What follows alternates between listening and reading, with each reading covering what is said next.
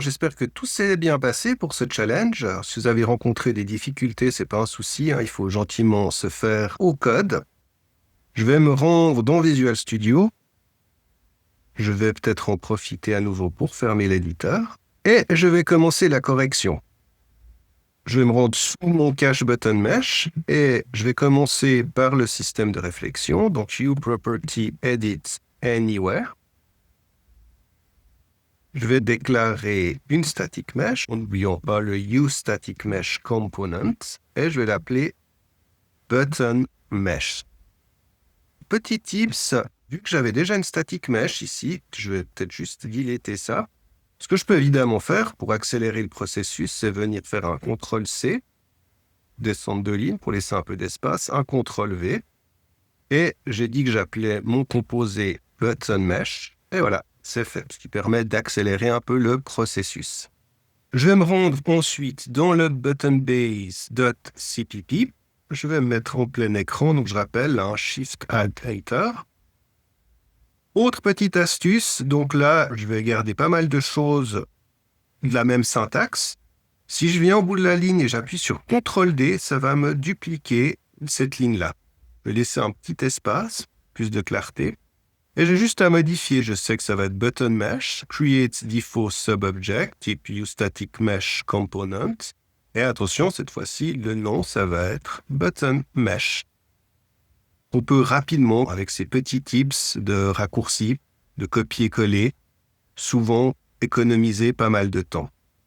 On va lancer une compilation et voir si on a notre deuxième mesh qui s'est placé sous le cache button mesh.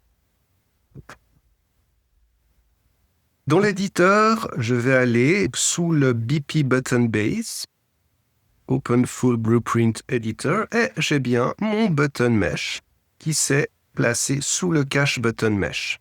J'aimerais attacher le button mesh, qu'on ait une hiérarchisation, c'est-à-dire que le button mesh soit attaché au cache button mesh. Je vais fermer l'éditeur et je vais attacher le button mesh à mon cache button mesh. On va aller dans le fichier CPP, juste après avoir créé le button mesh. Je vais taper button mesh. Et pour accéder à une variable de type pointeur, je vais utiliser une flèche. Et ça va me donner toutes les fonctionnalités pour les static mesh components. Alors, la fonctionnalité que je vais utiliser pour attacher mon button mesh à mon cache, je vais taper set up attachment, qui est ici. J'ai toujours une petite description sur la gauche. Et entre parenthèses, je vais donner quel est le parent. Lui, ça sera l'enfant. Donc, le parent, c'est le cache button mesh, qui est ici. On n'oublie pas les points-virgules.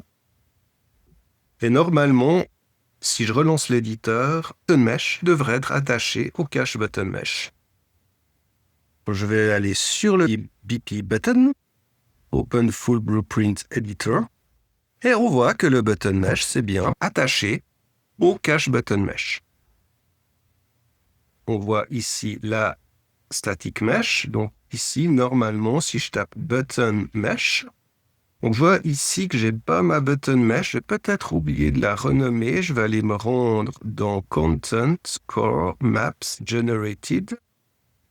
Voilà. Ici, elle n'a pas été renommée, donc je vais l'appeler button mesh. Maintenant, je peux retourner ici et je devrais avoir le button mesh. Et là. Je vais revenir dans le viewport et j'ai mon button mesh. Je compile, je sauve. Et si je retourne sur la map, on peut voir ici le button mesh. Je ne vais pas lui placer de matériel. On ira par la suite faire deux matériaux distinctifs. Un bouton qui sera vert lorsqu'il n'est pas activé et dès qu'on va l'activer, il va devenir rouge.